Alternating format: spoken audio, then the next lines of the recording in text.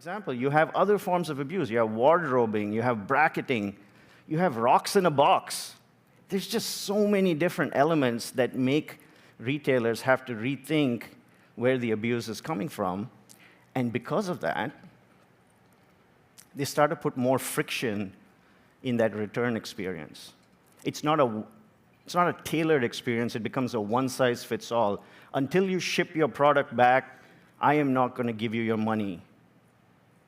That is the type of things that start to happen. But 20%, a huge number here, 20% of that $890 billion is simply related to abuse.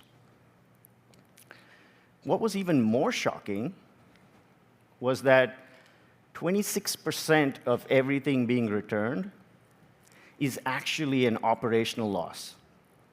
So think of it as something you could avoid from happening in the first place.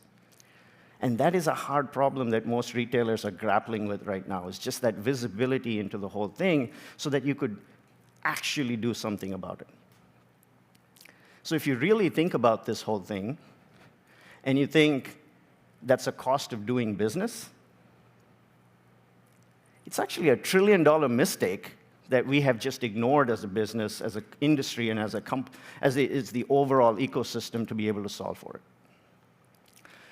So if you begin to decode that a little bit as a retailer, what does it mean to you, and what are you actually trying to accomplish?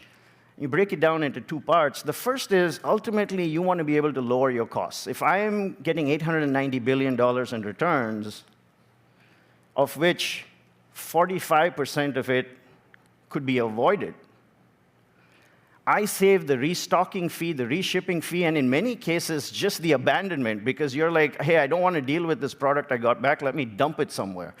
That entire cost, if you could lower it down significantly, including all of the OpEx that comes with it, that's a major savings that most retailers today just don't have the ability to do because of the lack of insights.